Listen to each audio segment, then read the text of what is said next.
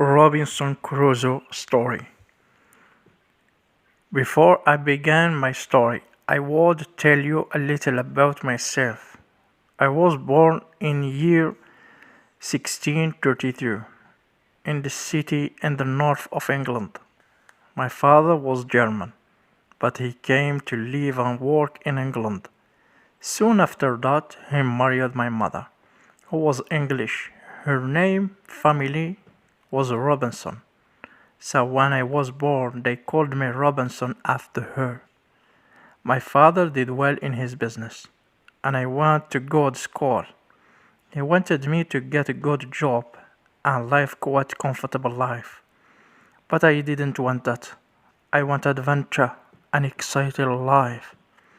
I want to be a sailor and go sea, I told my parents. They were very unhappy about this. Please don't go, my father said. You won't be happy, you know, sailors have a difficult and dangerous life. And because I loved him, he was unhappy.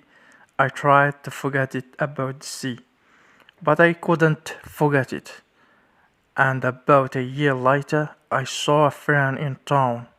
His father had a good ship, and my friend said to me, "We are sailing to London tomorrow. Why don't come with us?"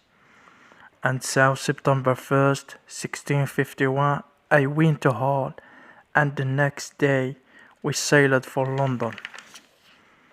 But a few days later, there was a strong wind. The sea was rough and dangerous, and the ship went up and down, up and down.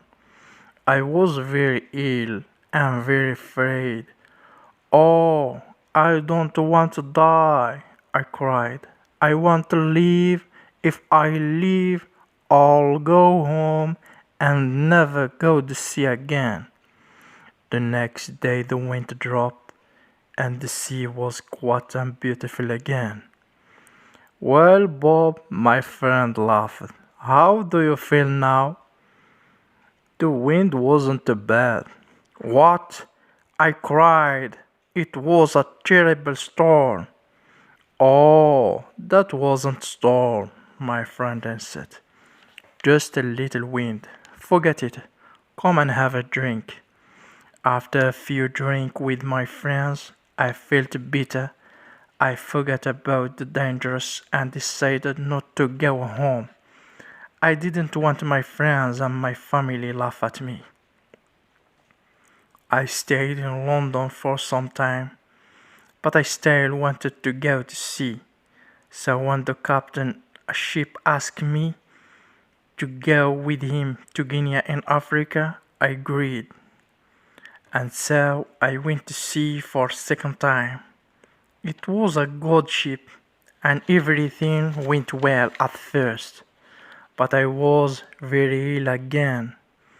Then, when we were near the Canary Islands, a Turkish pirate ship came after us. They were famous thieves of the sea at that time. There was a long hard fight, but when it finished, we and the ship were prisoners.